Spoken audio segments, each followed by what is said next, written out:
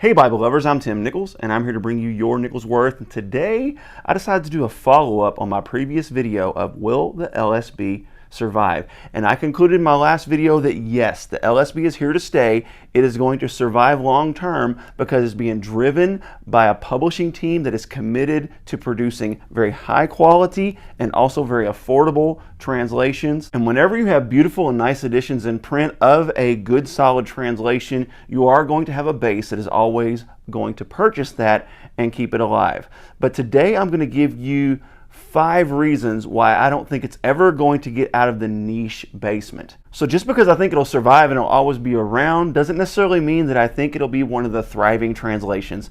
So let's go ahead and dive into reason number 1, and that is I don't believe the LSB will ever be able to escape its controversial and polarizing figurehead in John MacArthur. Regardless of how good the translation may or may not be, it cannot be denied that it is driven largely by the influence of the ever polarizing John MacArthur.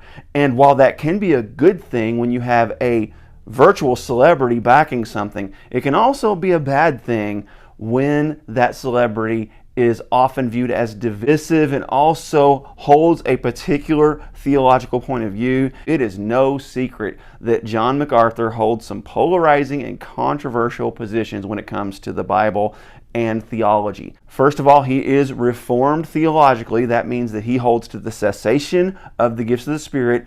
He is very critical of Pentecostals and Charismatics, and for some degree, he's right in a lot of areas, but he seems to focus on the extremes. He also holds a polarizing view on women in ministry and beyond. And while the translation isn't solely his brainchild, it is actually the brainchild of a translation committee from the Master's Theological Seminary. The Master's Theological Seminary was birthed from his heart and his ministry and is not void of his influence, and his influence is very apparent even in this translation. This means that there is risk and potential for translation bias in this translation because there isn't really a diversity among the translators. They don't have some from Pentecostal circles and some from Baptist circles and some from this circles. They are all trained by Master's Theological Seminary, which presents a singular theological point of view, and that in and of itself means that the translation team lacks the diversity that many of our other popular translations have. Now, I'm not saying diversity is everything. Sometimes that can get in the way. But when you have a singular point of view in a translation, you are definitely going to get bias. For example, in 1 Corinthians chapter 12, when it lists the gifts of the Spirit, it says tongues and interpretations of tongues in every translation except for the LSB. It says in translation of tongues. And while that may seem subtle, it is a theological bias because it is indicating that you're translating known languages. And what's really interesting is the Greek word there is hermeneia, which John MacArthur is very big on hermeneutics, and hermeneutics literally means the art of interpretation, not translation. And Hermes, which is the root word for hermeneo, was an Olympian god that would interpret on behalf of the gods to the people. So to use that word and translate, no pun intended, seems a little bit biased to me, and I think that that is one reason it's going to alienate your Pentecostal base and your charismatic base. And I don't think Master's Theological Seminary nor John MacArthur has any issue with alienating that base because they would consider us heretics. So now let me go ahead and give you reason number 2 as to why I think the LSB will survive, but it will never thrive as a main top popular translation. That is because its father translation, the NASB, already struggles to reach an audience. It is already divided among 4 bases: those that love the 77, those that love the 1995, those that love the 2020, and those that dislike the 2020 and go for the LSB. The NASB right now sits at number 9 in translation sales, and that includes all of the NASBs, 1977, 1995, and the 2020. It does not include the LSB because it's considered its own distinct translation. And the NASB sits behind these translations: the NIV, the ESV, the KJV, the NLT, the NKJV, the CSB, even the RV, a Spanish translation, the NIRV, which is a wildly unpopular variation of the NIV, and it only sits ahead of the NRSV, which is becoming increasingly unpopular among evangelicals because of some of the translation choices that it's making. So then you have the LSB even below that. From my understanding, it finished 2 2,000th in sales on christianbook.com. 2,000th.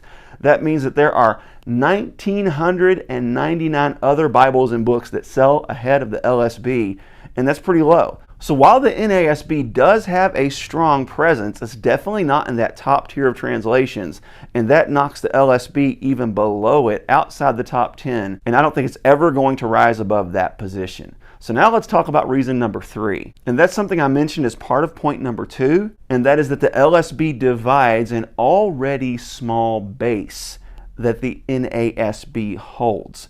So you divide it among 4 translations. And really what the LSB ultimately is, it was a reaction to the 2020 because they did not like the quote-unquote gender neutrality of the 2020, because some claim it tends to take a more gender neutral approach. I would actually argue it takes a more gender accurate approach. Whenever the Bible says man or men or brothers, it is not always talking about males. Sometimes it is talking about people, and the NASB goes through great lengths in order to divide those things and make sure that when gender is addressed, that it's addressed accurately. The LSB does not do that. The LSB translates it literally. I actually prefer that approach because I think that you can rightly interpret it using context. However, it does further divide an already small piece of the pie. And I would consider the NASB an actual niche translation because most people have never heard of it. It's not widely used amongst denominations, and it's not a translation you hear talked about among church folks in a normal everyday setting.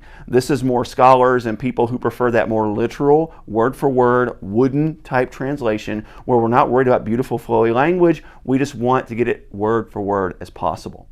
Which leads me to point number 4 as to why I think the LSB will survive but never thrive, and that is unlike every other major translation, it is not pushed beyond Steadfast 316, its primary publisher. With the NASB, you have Zondervan, you have Schuyler, and you have other publishers printing it in their study Bibles, and even has one in the Business Bible, which is a niche Bible, but still, it lets you know that the NASB 2020 is moving beyond simply Lockman. With the NKJV, you have that printed by one of the largest Bible publishers in the world, in Thomas Nelson, but you also see study Bibles and other different types of Bibles used in the NKJV by other publishers. In the past, it had even been printed by Holman, but it's also printed by other popular premium Bible makers like Schuyler, like Humble Lamb, and beyond. And that's the same with the CSB, the NLT, the ESV, and every other popular translation. They diversify to where it's printed by more than just a singular publisher.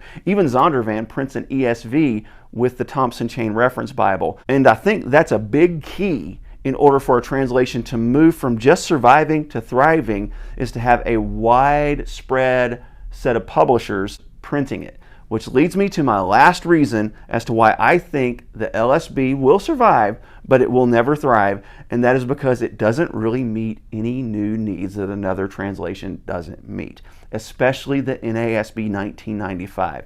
When Lockman made a commitment to keep the 95 in print, I feel like the LSB was an overreaction. And for Lockman to be committed to printing not only economy and budget and mid-tier NASB 1995s, but also premiums, and other publishers like Zondervan are still printing the 1995, although it is decreasing.